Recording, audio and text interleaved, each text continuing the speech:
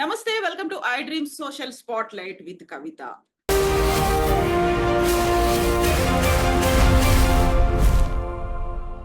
So Paris Olympics లో hockey మీద బోల్డ్ అన్ని ఆశలున్నాయి. 40 ఏళ్ల తర్వాత టోక్యో ఒలింపిక్స్ లో కాంస్య పథకం గెలుచుకున్న తర్వాత ఈసారి పథకం దిశగా దూసుకెళ్తోంది హాకీ. అయితే హాకీకి మళ్ళీ పునర్వైభవం రావాలంటే ఏం చెయ్యాలి? ఏం జరగాల్సినటువంటి అవసరం ఉంది? మనతో పాటుగా ఉన్నారు ట్రిపుల్ ఒలింపియన్, పద్మశ్రీ పురస్కార గ్రహీత, అర్జున అవార్డీ ముఖేష్ గారు. ముఖేష్ గారు నమస్కారం అండి. నమస్కారం అండి. నమస్కారం. సో ఇప్పటిదాకా ఇండియన్ ఒలింపిక్స్ లో ఒలింపిక్స్ లో ఇండియన్ హాకీ టీం ప్లే చేసినటువంటి ఆ పనితీరు, ఆట తీరు ఎలా ఉందనిపిస్తోంది మీకు? అంటే అండి నేను ఒక 6-7 ఇయర్స్ బ్యాక్ మన ఇండియన్ హాకీ చూస్తే అండి మోస్ట్ ఆఫ్ ది కోచెస్ చాలా మటుకు చేంజెస్ అయ్యారు. దాని తర్వాత పర్ఫార్మెన్స్ కూడా బాగుంది. ఎందుకంటే మన ఇండియన్ కోచెస్ ఉంటే మేము ఆడేటప్పుడు అంతా ఒక 16 ఇయర్స్ నేను దేశానికి ఆడానండి. అప్పుడు మన ఇండియన్ కోచెస్ ఉండే అనమాట. కానీ ఇప్పుడు ఫారెన్ కోచెస్ వచ్చిన తర్వాత పవర్ గేమ్ స్టార్ట్ అయిపోయిందండి. ఎందుకంటే నేను ఒక 8 ఇయర్స్ బ్యాక్ నేను యాజ్ అసిస్టెంట్ కోచ్ గా వెళ్ళాను, ఆస్ట్రేలియన్ కోచ్ ఎంబడి. పోతే 3 సెషన్స్ ఉంటుంది. Morning fitness, afternoon skills, evening set pieces అన్నమాట. ఇలాగ ఆడాలి అట్లాంటి సెట్ పీసెస్ డిజైన్ చేశారు, చాలా బాగుంది. ఇంకా they included weight lifting as well as ligament strengthening అండి. అంది చేసేసరికి ఫారెన్ కోచెస్ వచ్చినసరికి చాలా చేంజెస్ వచ్చిందండి మన ప్లేయర్స్ లలో. Power as well as flank to flank changes చాలా బాగా ఇంప్రూవ్మెంట్ అయింది. నేను అదే అనుకుంటున్నాను, ఫారెన్ కోచెస్ వస్తే మన ఇండియన్ టీమ్ కి, ఇంకా మీరు రీసెంట్లీ మనం చూసుకున్నాము మన లాస్ట్ ఒలింపిక్స్ లో మనకి బ్రాంజ్ మెడల్ రావడం, అది ఫారెన్ కోచెస్. దాని తర్వాత స్టేట్ గవర్నమెంట్, అది ఒరిస్సా గవర్నమెంట్ కూడా మనకి 7-8 ఇయర్స్ నుంచి సపోర్ట్ చేసిందండి. అవును, అంటే హాకీకి సపోర్ట్ చేసినందుకు వాళ్ళ బ్లెస్సింగ్స్ వల్ల, ఇంకా పిల్లలు హార్డ్ వర్క్ చేసిన వల్ల, coaches contribution, foreign coaches contribution చేసినందుకు మెన్ విమెన్స్ లో మంచి పర్ఫార్మెన్స్ లాస్ట్ ఒలింపిక్స్ లో వచ్చింది. సో 40 ఏళ్ల తర్వాత టోక్యో ఒలింపిక్స్ లో ఒక బ్రాంజ్ మెడల్ అనేది సంపాదించింది ఇండియన్ హాకీ టీం. ఒకవైపు స్వర్ణయుగం అనేది చూసాము గతంలో. అదంతా గవర్నమెంట్ వైపు నుంచి సరైన ప్రోత్సాహం కనిపించలేదు. Either it may be Sahara కావచ్చు, లేకపోతే ఒడిశా గవర్నమెంట్ చేసినటువంటి హెల్ప్ వల్లే ఇంత దూరం వచ్చిన తర్వాత ఇప్పుడు మళ్ళీ అన్ని ఆశలు మన హాకీ టీం మీద ఉన్నాయి అంటే ఇంకా ఏం జరగాలంటారు? ఇప్పుడు ప్రస్తుతం ఉన్నటువంటి హాకీ టీం ని ఎలా చూస్తున్నారు మీరు? అంటే మెయిన్ థింగ్ అండి, ఇప్పుడు మన గవర్నమెంట్ ఓన్లీ ఎక్స్పోజర్స్ ఇస్తుందండి. సెంట్రల్ గవర్నమెంట్ ఎక్స్పోజర్ అంటే మనకి ఇయర్లీ ఒక 5-6-7 టూర్స్ స్పోర్ట్స్ ఆఫ్ ఇండియా ఇస్తుంది. మిగతాది ఎవరైనా డీప్లీ స్పాన్సర్స్ కావాలండి, సహారా లాంటిది. ఇప్పుడు state government, Orissa state government కూడా మంచి హాకీకి సపోర్ట్ చేసిందండి. ఎందుకంటే దిలీప్ తిర్కి కూడా is from Orissa, from Rajya Sabha MP, మన హాకీ ప్లేయర్ అన్నమాట. అతను ఫుల్ సపోర్ట్ తీసుకొని హాకీని డెవలప్ చేసి ఒరిస్సాలో 33 ఆస్ట్రోటర్ఫ్స్. ఇప్పుడు దాకా ఇండియాలో ఎక్కడ ఆస్ట్రోటర్ఫ్స్ లో 33 ఆస్ట్రోటర్ఫ్స్. అక్కడ గవర్నమెంట్ స్పోర్ట్స్ కి చాలా ఎంకరేజ్, హాకీకి మాత్రం చాలా ఎంకరేజ్ చేసిందండి. అదే కాకుండా మన ఇండియన్ హాకీ ఇప్పుడు మనము రీసెంట్లీ ప్యారిస్ ఒలింపిక్స్ లో మనం చూసుకున్నామంటే, ఇప్పుడు ప్లేయర్స్ అండి, ఫార్వర్డ్స్ అయినా డిఫెండర్స్ అయినా లాస్ట్ ఒలింపిక్స్ లో ఆడినంత ఆడలేకపోతున్నారు. ఎందుకంటే ఫార్వర్డ్స్ వాళ్ళ నేరో యాంగిల్స్ పోయినప్పుడు ఆ షార్ట్ కర్నల్స్ మేకింగ్ చేయాలండి. షార్ట్ కర్నల్స్ వాళ్ళు మేకింగ్ చేస్తలేదు. మనకి 8-9 షార్ట్ కర్నల్స్ దొరికినా కూడా మన కెప్టెన్ మన్ప్రీత్ సింగ్ ఉన్నాడండి, మన కెప్టెన్, వాడు ప్రతిదీ నేనే కొడతాను అంటున్నాడు. కానీ అట్లా కాదండి. 1 or 2 ఛాన్సెస్ తీసుకున్న తర్వాత కంటిన్యూ మనకి షార్ట్ కర్నల్స్ దొరుకుతా ఉంటే అప్పుడు they have to go for B strategy, C strategy అని స్ట్రాటజీస్ ఉంటాయి, ఇండైరెక్ట్స్ అట్లాంటివి చేయాలా. కానీ ఇప్పుడు మేము కూడా 16 ఇయర్స్ ఆడినప్పుడు అండి most of the domination Punjab చేస్తుందండి. అందులో పంజాబ్ ఎవడైనా కెప్టెన్సీ అయినాడు అనుకోండి, వాడే. ఇంకా 7-8 ప్లేయర్స్ పంజాబ్ వాళ్ళు ఉంటారు. ప్రతిదీ కెప్టెన్ చెప్పిందే వింటారు, కానీ కోచ్ కూడా భయపడతాడండి. మళ్ళీ ఏమైనా చెప్తలేదు, ఆ 7-8 మంది పర్ఫార్మెన్స్ ఇవ్వకపోతే మళ్ళీ గేమ్ మళ్ళీ స్పాయిల్ అవుతుందనేసి ఒక భయం ఉందన్నమాట. అందుకనే ఈ మన్ప్రీత్ సింగ్ ఎప్పుడు ఈడే కొడుతున్నాడు. కానీ వేరే ఇప్పుడు మనకు ఇతను కూడా ఉన్నారు, రోహిత్ దాస్ కూడా డ్రాక్ ఫ్లిక్కర్ ఒరిస్సా తను ఉన్నాడు. ఆయనకి ఇంతవరకు ఒక్క ఛాన్స్ దొరకలేదండి. ఇప్పుడు డ్రాక్ ఫ్లికింగ్ 3 మ్యాచెస్ మనం చూసాము, కానీ not up to the mark. ఇప్పుడు బెల్జియం ఇవాళ మ్యాచ్ బెల్జియం తో ఉంది. ఒక మంచిగా మిస్టేక్స్ చేయకూడదండి. ప్రతి మనిషికి ఒక 10 మినిట్స్, ఎందుకంటే ఇప్పుడు ఫారెన్ కోచెస్ వచ్చిన తర్వాత అందరికి 10 మినిట్స్, ఎందుకు పవర్ గేమ్ లో స్పీడ్ లో 10 మినిట్స్ ఆడాలి, 5 మినిట్స్ రెస్ట్ తీసుకోవాలి ఉంటుంది అని ఒక స్ట్రాటజీ ఉందండి.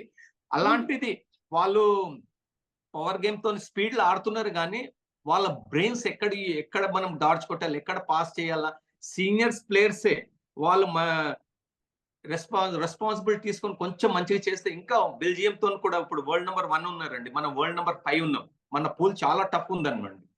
వరల్డ్ లో టాప్ 6 టీమ్స్ కూడా మన పూల్ లోనే ఉంది. అలాంటిది మనము అర్జెంటీనాతో గెలిచే మ్యాచ్ చేతులారా మనం డ్రా చేసుకున్నాము.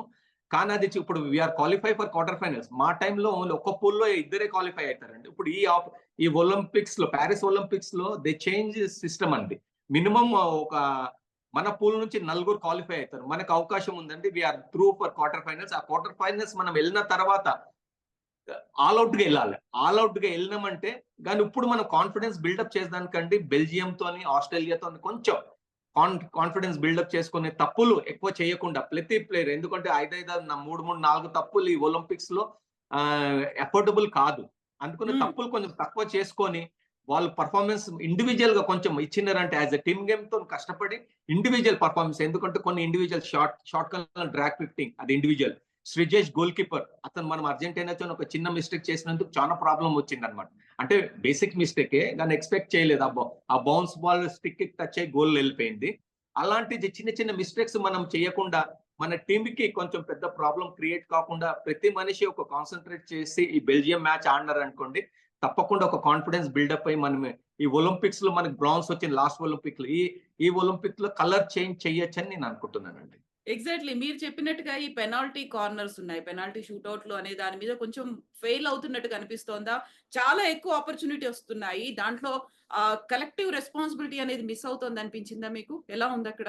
తప్పకుండా అండి. ఎందుకంటే ఇప్పుడు ఫారెన్ ఇంకా ప్లస్ పాయింట్ మనకి ఏముందంటే, ఇప్పుడు ఏ కోచ్ మనకు ఉన్నాడో ఆల్రెడీ బెల్జియం మ్యాచ్ కి వాళ్ళ కంట్రీకి కోచింగ్ చేసి వచ్చాడు ఇతను.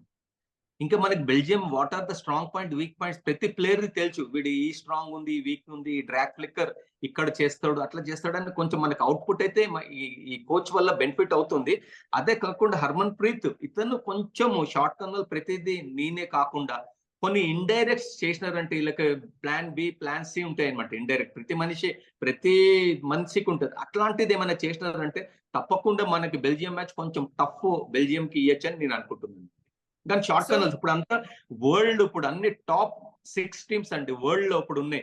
మన పూల్లోనే 4 ఉన్నాయి. వేరే పూల్లో హాలాండ్, జర్మనీ ఉందన్నమాట. ఈ వరల్డ్ అన్ని టీమ్ గేమ్స్ ఇందులో ఫీల్డ్ గోల్స్ చాలా తక్కువ అవుతాయండి. ఫీల్డ్ గోల్స్ హ్మ్. చాలా తక్కువ అవుతాయి. రేర్ గా అక్కడ నుంచి టచ్ అయ్యేది, ఎవరికొని టచ్ అయ్యి గోల్ వెళ్ళిపోవడం రేర్ గా అవుతాయి. కానీ పర్ఫెక్ట్ గా కావడం 1%, 2%. షార్ట్ కర్నల్స్ మీదనే ప్రతి టీమ్ డిపెండ్ అయి ఉంటుందండి. దాన్ని ఆపర్చునిటీ తీసుకొని మనము కొంచెం ఇంకా ముందెళ్ళి కొంచెం ఇండైరెక్ట్ ఇప్పుడు అవుతే ఛాన్సెస్ ఉందండి. ఎందుకంటే చాలా మంది అన్నారనమాట. అది న్యూస్ ఇండియన్ టీం కూడా వెళ్ళింది.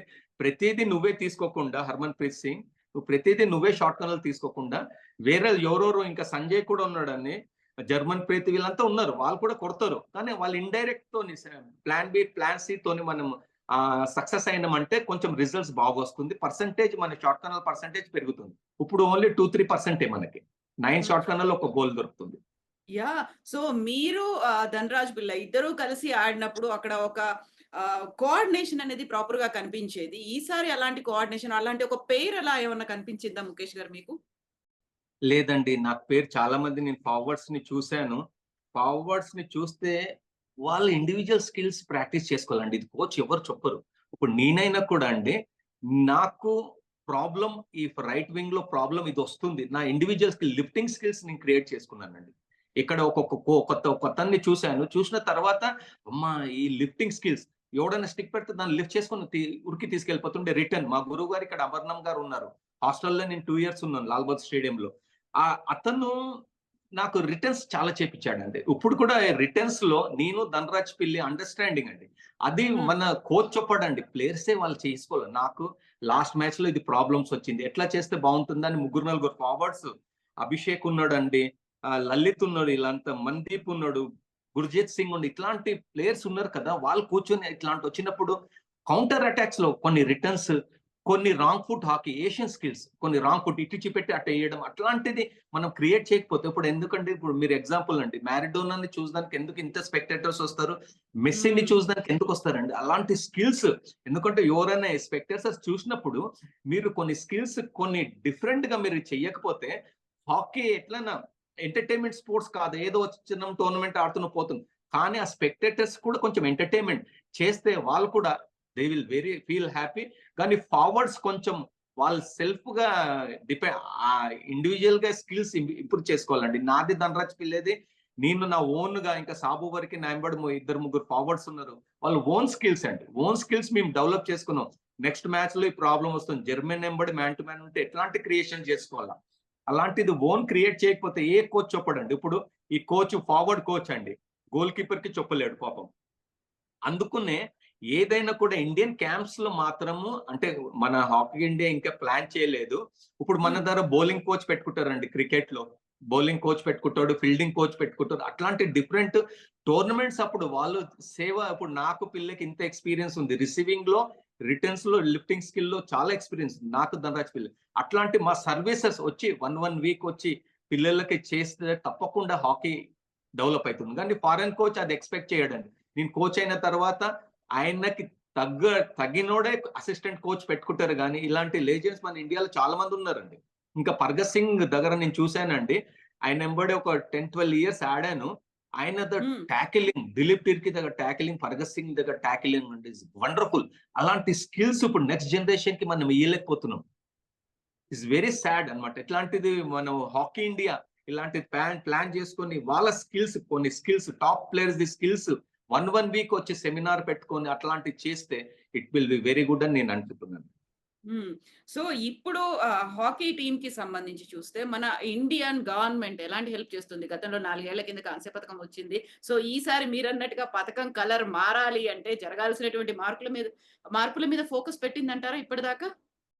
మెయిన్ థింగ్ అండి, గవర్నమెంట్ అన్ని స్పోర్ట్స్ కి ఎక్స్పోజర్స్ ఇస్తుందండి. గెలిచిన తర్వాత రెమ్యునరేషన్ ఆల్రెడీ జీవోలో ఉంది. రెమ్యునరేషన్ గెలిచిన వరల్డ్ కప్ గెలిస్తే ఎంత, ఏషియన్ గేమ్స్ గెలిస్తే ఎంత, ఇది ఉంటుంది అనమాట.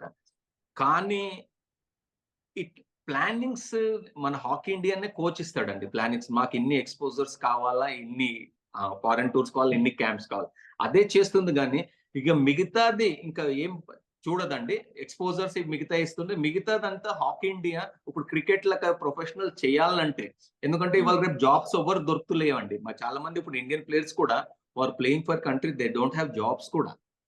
జాబ్స్ లో గవర్నమెంట్ ఇలాంటి కంట్రీ ఎవరెవరు, ఇప్పుడు మన ఎగ్జాంపుల్ మన స్టేట్ గవర్నమెంటే తీసుకోండి. ఇప్పుడు ఈ government they are promising in police, మన బాక్సర్ ని, నిజామాబాద్ గర్ల్ ని ఒక ఏదో పోలీసులు ఇవ్వాలని, అట్లాంటి ఎవరైనా మెడల్స్ మన స్టేట్ గవర్నమెంట్ కూడా ఫార్వర్డ్ వచ్చి వాళ్ళకి జాబ్ దొరికితే మా దాంట్లో ఎట్లుంటుందండి, మా హాకీలో ఉన్న, బాక్సింగ్ లో ఉన్న ఇంజురీస్ చాలా ఉంటాయండి. ఒక్కసారి ఇంజురీస్ అయిందంటే లైఫ్ పోతుందండి. మనం ఎంత కష్టపడి ఒక 15-20 ఇయర్స్ చిన్నప్పటి నుంచి కష్టపడి వచ్చి ఒక ఇంటర్నేషనల్ ప్లేయర్ అయ్యి ఒక లారల్స్ కంట్రీకి తెచ్చిన తర్వాత స్టేట్ గవర్నమెంట్ అయినా సెంట్రల్ గవర్నమెంట్స్ అయినా ముందొచ్చి వాళ్ళకి జాబ్ ఇస్తే ఒక సెక్యూర్ ఉంటుందండి. సెక్యూర్ ఉండి ఇంజురీ అయినా కూడా వాళ్ళు ఆల్ అవుట్ గా కాన్ఫిడెంట్ గా ఆడతాడు. ఇంజురీ అయిందంటే పోయిందండి. We don't have proper sports medicine మన ఇండియాలో లేదండి. ఎవరికైనా నీ అయినా, మా హాకీలో ఏమైంది, గ్రాయిన్, నీ, బ్యాక్ పెయిన్, యాంకిల్ అవుతుంది. ఇది ఒకసారి ఇంజురీ వచ్చిందంటే అండి 6 months to 8 months మనం అవుట్ ఆఫ్ ది ఫీల్డ్ అనమాట. ఆ 6-8 months పోతే మనం వెయిట్ పెరగడం, ఆ స్పీడ్, స్మూత్, మళ్ళీ ఆ మజిల్స్ ని ట్యూనింగ్ చేసుకొని రావడం చాలా కష్టం అండి. ఓన్లీ కోచెస్ ఏమంటారు, అరే ఈయనకి ఇంజురీ అయింది కదా 1 month ఇండియన్ టీమ్ వెంబడి ఉండి ట్రీట్మెంట్ తీసుకొని ఇంకా స్విమ్మింగ్ మిగతా డిఫరెంట్ చేసి పంపిస్తారు. కానీ ఇలాంటిది మనం లాంగ్ టర్మ్ గురించి మనం ప్లాన్ చేస్తే it will be very good అండి. దాని తర్వాత ఏ టీమ్స్ అయినా అండి, హాకీ అయినా వేరే టీమ్స్ అయినా కూడా సెకండ్ టీమ్ ని, second string like junior players ని వాళ్ళకి ఎక్స్పోజర్ ఇస్తూ డెవలప్ చేసుకుంటే ముందు పోతే, ఇప్పుడు గవర్నమెంట్ ఓన్లీ వాళ్ళకి కాన్సన్ట్రేట్ చేయాలండి. ఎందుకంటే జూనియర్ టీమ్, ఎందుకంటే ఇప్పుడు ఈ ఒలింపిక్స్ తర్వాత శ్రీజేష్ రిటైర్డ్ అవుతాడు, ఇంకా కెప్టెన్ రిటైర్డ్ అవుతాడు, ఇంకా మన్ప్రీత్ రిటైర్డ్ అవుతాడు, ఒక నలుగురు నేను అనుకుంటున్నాను రిటైర్డ్ అవుతాడు. దానికి replacement we don't have replacement.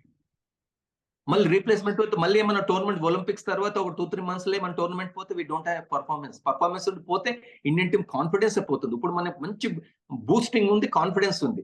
అట్లాంటిది గవర్నమెంట్, మన హాకీ ఇది గవర్నమెంట్ అయినా, మళ్ళీ హాకీ ఇండియా ఫెడరేషన్ అయినా సెకండ్ స్ట్రింగ్ ని మంచిగా, ఎందుకంటే నేను సెకండ్ స్ట్రింగ్ కోచ్ కావాలనుకున్నానండి, కానీ సీనియర్ ఉమెన్స్ ఇస్తా అన్నారు. ఉమెన్స్ వద్దని నేను అనుకుని ఒక 10 years నుంచి junior world cup junior team ని ఇస్తే మనం కంటిన్యూ క్యాంప్స్ పెట్టి ఎక్స్పోజర్ కొరియాతోని, చైనాతోని, జపాన్ తోని చిన్నగా మన ఏషియన్ లో తిరిగితే మన పిల్లలకి ఎక్స్పోజర్ ఉంటే టచ్ లో ఉంటారు. ఇంకా వాళ్ళకి సీనియర్ ఇండియన్ టీమ్ కి అయిందంటే అండి, సీనియర్ టీమ్ కి కావాలంటే వీళ్ళు బెస్ట్ ఉన్నారు, ఒక 5-6 మందిని పంపిస్తే అక్కడ సీనియర్ కోచ్ ఎంపిక చేసుకుంటాడు, you are fit for this one అని. అట్లాంటివి మనం చేస్తులేమండి. ఓన్లీ వరల్డ్ కప్ 4 ఇయర్స్‌కి వస్తది. ఓన్లీ 6 మంత్స్ మనం కష్టపడతామండి. మళ్ళీ దాని తర్వాత మనం జూనియర్స్ వదిలేస్తాం. ఓన్లీ సీనియర్స్ క్యాంప్, సీనియర్స్ అట్లాంటిది గవర్నమెంట్ కొంచెం కొత్త పాలసీ తెచ్చి జూనియర్స్ కంపల్సరీ మీరు కూడా సీనియర్స్ ఎంబడి క్యాంప్ పెడితే, ఎందుకంటే మేము సీనియర్స్ అంటే క్యాంప్ చేస్తే అండి మాకు మ్యాచ్ ప్రాక్టీస్ కి ఎవరు దొరకరు అనమాట. మళ్ళీ బెంగళూరులో క్యాంప్ ఉందంటే అక్కడ డిపార్ట్మెంట్స్ ప్లేయర్స్ ని రిక్వెస్ట్ చేయాలా, పంజాబ్ ఉందంటే పంజాబ్ పోలీస్ ని రిక్వెస్ట్ చేయాలా, వచ్చి మ్యాచ్ ఆడండి, బిఎస్ఎఫ్ ని రిక్వెస్ట్ చేయాలి. అందుకనే మనం జూనియర్ సీనియర్స్ ని క్యాంప్ పెట్టినామంటే జూనియర్ ప్లేయర్స్ కూడా ఒక ఇంట్రెస్ట్ తో ఆడతారు. సీనియర్స్ ని కొట్టాలా అని కొట్టనే ఆడతారు. ఆడినప్పుడు మనకు తెలిసిపోతుంది దాని పర్ఫార్మెన్స్ ఎట్లుంది. అందుకనే సీనియర్స్ ఎంబడి కూడా జూనియర్స్ కూడా క్యాంప్ పెట్టి గవర్నమెంట్ ఇప్పుడు కొత్త పాలసీ చేస్తే మన సెకండ్ స్ట్రింగ్ కూడా డెవలప్ అవుతుందని నేను అనుకుంటున్నాను. సో ముఖేష్ గారు, లాస్ట్ టైం మాత్రమే మనం డబుల్ డిజిట్ దగ్గరికి చేరుకున్నాము. ఈసారి పారిస్ ఒలింపిక్స్ లో ఎన్ని పథకాలు ఎందులో వస్తాయని మీరు అనుకుంటున్నారు? తప్పకుండా అండి. కొంచెం మన టేబుల్ టెన్నిస్ లో కొంచెం నిన్న నైట్ అప్సెట్ అయింది. లేకపోతే క్వార్టర్ ఫైనల్స్ త్రూ ఇప్పుడు అన్ని వరల్డ్ టాప్ టీమ్స్ ఉండండి. ఇప్పుడు లక్ష్య సెన్ కూడా వరల్డ్ నెంబర్ 3ని ఇండోనేషియన్ అతన్ని గెలవడం ఇస్ రియల్లీ గ్రేట్ అండి. మనకి జావలిన్ లో ఉంది, బ్యాడ్మింటన్ మెన్ ఉమెన్ లో కూడా నేను అనుకుంటున్న లక్ష్య సెన్ పర్ఫార్మెన్స్ చూసేసి. దాని తర్వాత హాకీలో నేను యాజ్ అ హాకీ ప్లేయర్ చెప్పొచ్చు దొరుకుతుంది, కానీ పర్ఫార్మెన్స్ మీద ఉందండి. పర్ఫార్మెన్స్ వీళ్ళు ప్రూవ్ చేసుకుంటే వీ క్యాన్ గెట్ మెడల్. దాని తర్వాత ఆర్చరీలో కూడా కొంచెం మనము ఎక్స్పెక్ట్ చేయొచ్చు. ఇంకా బాక్సింగ్ లో కూడా నిజామాబాద్ గర్ల్ ని కూడా కొంచెం ఎక్స్పెక్ట్ చేయొచ్చు. జూడోలో ఇట్లా ఉన్నాయండి, కొన్ని ఉన్నాయి మనకి. నేను అనుకో ఇంకా షూటింగ్ లో ఆల్రెడీ మనకి 2 దొరికింది, మిక్స్ లో ఒకటి దొరికింది, ఇందులో దొరికింది. ఎప్పుడు మనకి పిస్తల్ మెడల్ లేదు, ఎప్పుడు 10 మీటర్ రైఫిల్ లో ఉంది. గగన్ నారంగ్ అయినా కూడా ఈయన కూడా మన అభినవ్ బింద్రా అయినా కూడా, ఇంకా బీజేపీ ఎంపీ ఇతను రాజ్యవర్ధన్ రాఠోర్ అతను కూడా అన్ని 10 మీటర్స్ లో ఉంది, కానీ ఎప్పుడు పిస్తల్ లేదు. ఈసారి పిస్తల్ కి 2 మెడల్స్ రావడం ఇస్ రియల్లీ గ్రేట్. ఇంకా కొంచెం ఇంప్రెసివ్ చేసి ఇంకొక 4-5 మెడల్స్ వస్తుందని నేను ఎక్స్పెక్ట్ చేస్తాను. ఆల్రెడీ 2 అయింది, ఇంకా 3-4 మాత్రం వస్తుందని నేను ఎక్స్పెక్ట్ చేస్తున్నాను. ఎస్ ముఖేష్ గారు, థ్యాంక్ యూ సో మచ్ అండి. మళ్ళీ మనం హాకీ టీమ్ ఇంకా సెమీఫైనల్స్, ఆ తర్వాత ఫైనల్స్ చేరడం, దానికి సంబంధించి కూడా మనం మాట్లాడుకుందాం. అండ్ పాజిటివ్ గా కూడా ఉండాల్సినటువంటి అవసరం ఉంది. వాళ్ళకి కావాల్సినటువంటి బూస్ట్ అనేది అన్ని వర్గాల నుంచి, అండ్ గవర్నమెంట్ కూడా మీరు చెప్పినటువంటి సజెషన్స్ ని ఫాలో అవ్వాలి, ప్లేయర్లు కూడా ఫాలో అవ్వాల్సిన అవసరం ఉందండి. Thank you so much Mukesh గారు. థ్యాంక్ యూ అండి. Thank you.